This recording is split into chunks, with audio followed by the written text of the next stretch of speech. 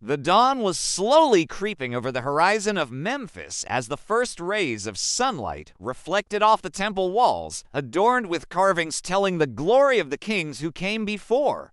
In the heart of this calm, a young man stood on the balcony of the royal palace, gazing at the Nile as if trying to read Egypt's future in its waters. This young man was Sahure, the king who would change the course of history in the Old Kingdom.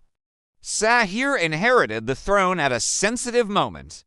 The land was strong, yes, but its strength had begun shifting from expansion to stability, and the borders of the kingdom were starting to feel the weight of time. He needed to prove he was not just a new king, but a leader who saw farther than others. From the earliest days of his reign, he chose a path unlike his predecessors, the path of peace through strength, trade through cunning, and smart alliances instead of draining wars. Sahure often walked to the banks of the Nile at night, listening to the sound of the water as if seeking an answer. He knew that Egypt, the land of pyramids and grand tombs, now needed something different, a window to the world. And so began a journey with a clear goal, opening Egypt to international trade and turning it into an unbeatable economic power. He sent his ships to the distant land of Punt, a voyage few kings dared to repeat. The ships returned laden with ebony, ivory, gold, and incense that filled Egypt's temples with scents the priests had never smelled before.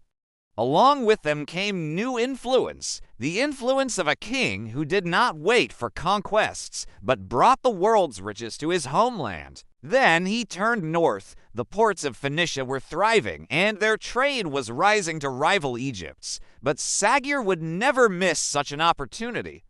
He made agreements with the rulers of the cities and ensured their ships carried Phoenician copper and timber to Egypt in exchange for Egyptian grain, linen, and oils. He was not merely a king, he was an economic architect who understood how glory could be built without war.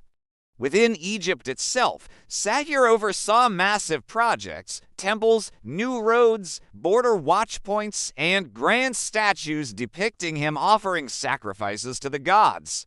He insisted that people see him not only as a king in the palace, but as a king in the field among workers, soldiers, merchants. Even the priests began to view him as a blessed ruler, not just a worldly leader. But his greatest work was his mortuary temple at Abusir. Its design was unlike anything before it. A blend of power and spirituality that perfectly reflected the king's character.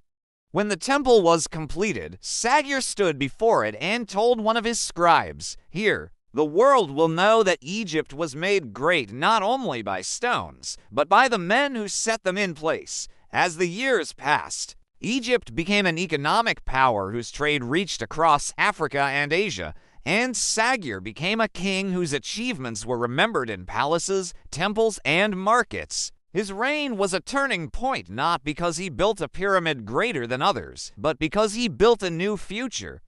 In his final days, he sat on the same balcony where his journey began, gazing at the Nile and recalling his voyages, his ships, his alliances, and the prosperity of his people. He knew he would leave behind a kingdom stronger than the one he inherited, and an Egypt more open to the world than any before. He smiled softly and said, "It is enough that I made the world know Egypt's name, not just my stone." And so Sahure departed, but his legacy remained the legacy of a king who ruled not by the sword, but by vision.